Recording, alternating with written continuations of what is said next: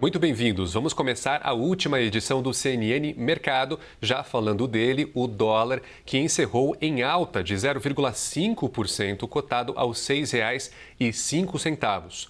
Na maior parte do dia, a moeda americana subiu. E o que mais mexe com o investidor neste momento são as expectativas pela posse de Donald Trump. Pois é, não saem do radar as promessas do republicano em promover altas tarifas sobre importações ao país. Outro destaque importante, ainda em terras americanas, foi a audiência de Scott Bessent no Senado. Ele foi indicado por Trump para comandar o Departamento de Tesouro por lá. Bom, e agora, falando de Brasil, o destaque aqui foi a prévia do PIB, o chamado IBC-BR. Segundo o Banco Central, a economia brasileira deve ter crescido 0,1% no penúltimo mês de 2024. E apesar da alta pequena, ela ainda está acima das expectativas de especialistas ouvidos pela Reuters. Isso porque eles esperavam uma estagnação do índice no mês de novembro. Neste momento, então, o Ibovespa opera em queda de 1,1% aos 121.290 pontos.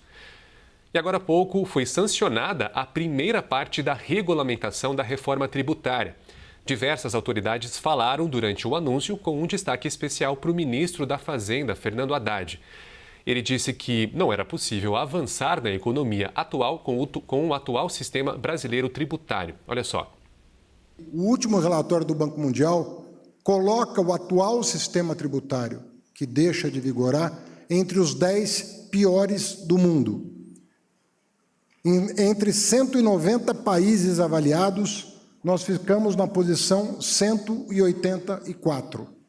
Ou seja, só tem 6 países com um sistema tributário pior do que o brasileiro. Isso é um entrave para o desenvolvimento brasileiro. Não é possível avançar na economia com esse sistema tributário, até porque a competitividade entre as empresas fica muito mais centrada na disputa do planejamento tributário do que na inovação, na capacidade técnica, na compra de novas máquinas, no treinamento do seu pessoal, na educação do povo brasileiro. E agora a gente fala do Pix, porque dados divulgados pelo Banco Central mostram que os brasileiros movimentaram, olha só, mais de 26 trilhões e 400 bilhões de reais em transferências feitas pela modalidade ao longo de 2024. O número é recorde e representa uma alta de 54% diante do valor movimentado no ano anterior, que foi de 17 trilhões de reais. Só que agora, em 2025, o Pix registrou a maior queda no fluxo de pagamento, no fluxo do período de janeiro. Isso desde a sua operação lá em 2020.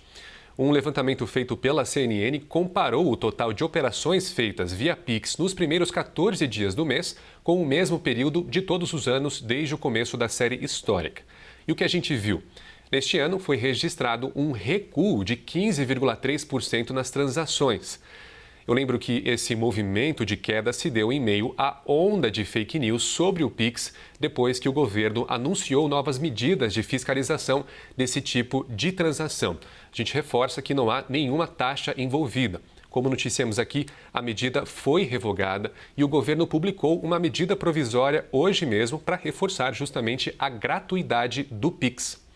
Para conferir mais detalhes sobre esse número de transações desse famoso meio de pagamento em 2024, é só conferir a matéria do nosso repórter João Nakamura, está disponível lá na aba de economia do site da CNN Brasil. Bom, por hoje é só e o CNN Mercado volta amanhã às 8h55 da manhã. E você segue agora com o CNN Arena. Tchau!